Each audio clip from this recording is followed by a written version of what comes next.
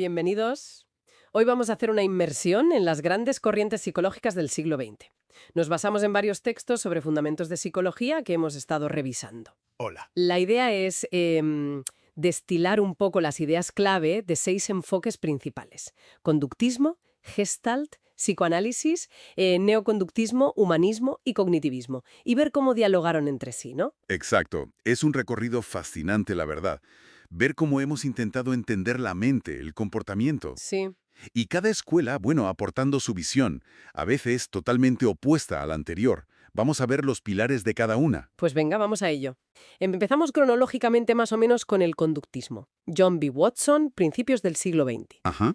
Su idea era clara. Fuera la introspección, fuera la mente, solo importa lo que se ve, la conducta observable. Muy inspirado en Pavlov, claro.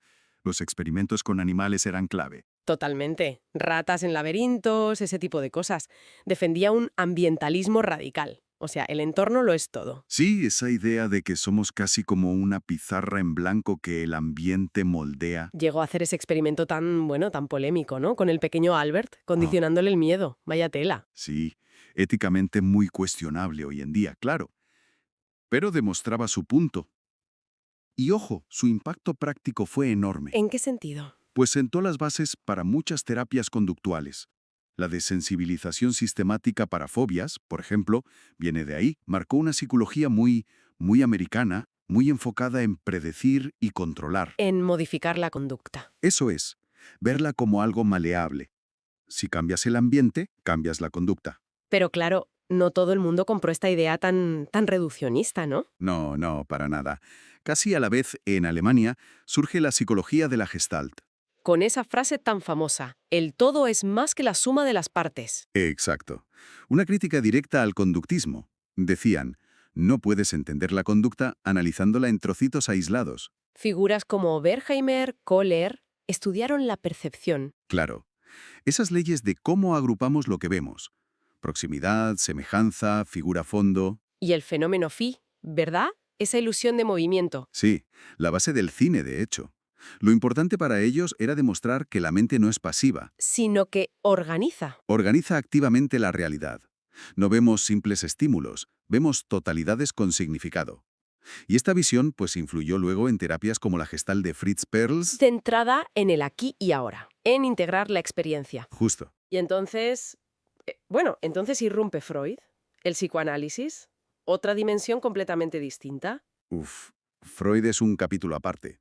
Una revolución total. Él venía de la clínica, de la neurología, y dijo, lo importante no es lo observable, ni siquiera lo consciente, está en el inconsciente. Exacto.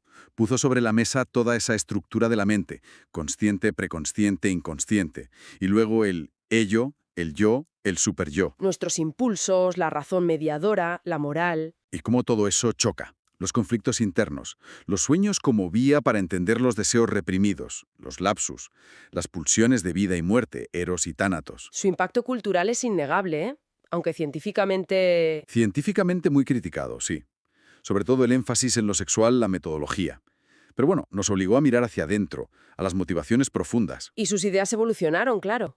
Con Adler, Jung, Anna Freud. Sí, hubo muchas ramas y revisiones. Vale, avanzamos. Años 30. El conductismo vuelve, pero diferente. El neoconductismo. Sí, como una revisión. Figuras como Tolman y Hull. Tolman es interesante porque empieza a meter cosas mentales otra vez, ¿no? Eso es. Habla de mapas cognitivos en las ratas, de expectativas.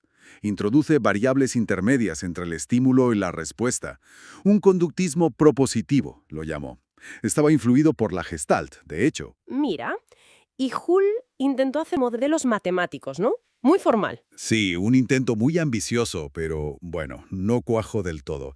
Era demasiado rígido. Y luego está Skinner. Que vuelve a un conductismo más radical, pero con el condicionamiento operante. Claro, Skinner se centra en cómo las consecuencias de una conducta, los refuerzos, los castigos, la moldean. Es diferente del condicionamiento clásico de Pablo. Y esto sí que tuvo una aplicación práctica brutal, inmensa. Las técnicas de modificación de conducta basadas en Skinner se usan muchísimo en terapia, en educación. Piensa en las máquinas de enseñar, en la economía de fichas. Es verdad. Así que el neoconductismo fue como un puente, ¿no? Tolman apuntando al cognitivismo. Exacto. Y Skinner dando herramientas prácticas muy potentes desde el conductismo. Bien, y llegamos a los años 60. Cambia el ambiente cultural. Mucho. Crítica al materialismo, movimientos sociales. Y aparece la psicología humanista. La tercera fuerza, la llamaron. Sí, como alternativa al psicoanálisis y al conductismo, que veían como muy deterministas y negativos. Aquí las estrellas son Maslow, Con su famosa pirámide de necesidades, claro. la autorrealización en la cima. Y Carl Rogers, la terapia centrada en el cliente, la empatía, la autenticidad. El foco estaba en el potencial humano, la libertad, la bondad innata. Una visión mucho más optimista, si quieres. Pero científicamente les costó, ¿verdad? Sí, les criticaron mucho la falta de rigor experimental. Era un enfoque a veces más filosófico. Por eso, académicamente, digamos que perdió algo de fuelle frente al Al cognitivismo. que es el siguiente gran bloque. Efectivamente. Surge ya en los 50, pero se consolida después. Y es muy interdisciplinar. Con la informática, la lingüística, Claro.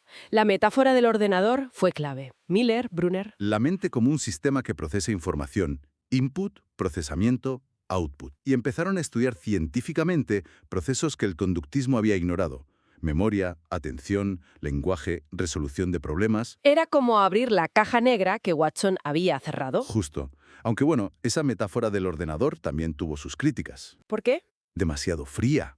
Sí, se decía que olvidaba las emociones, la motivación, el contexto social, que la mente no es solo un procesador lógico. Tiene sentido. Pero su aplicación más potente hoy día es la terapia cognitivo-conductual, la TCC. Sin duda. Es una de las terapias con más evidencia de eficacia.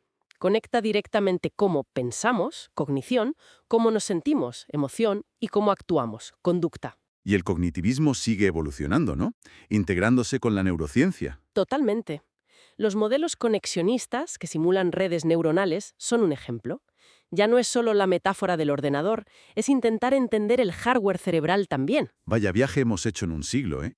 De mirar solo la conducta externa a explorar el inconsciente, luego la percepción global, el potencial humano. y acabar modelando la mente como un procesador y conectándolo con el cerebro. Sí.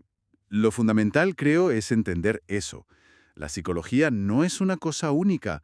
Es un campo con muchas perspectivas. Que se han construido unas sobre otras, criticándose, complementándose. Exacto. Refleja esa búsqueda continua por comprendernos en toda nuestra complejidad.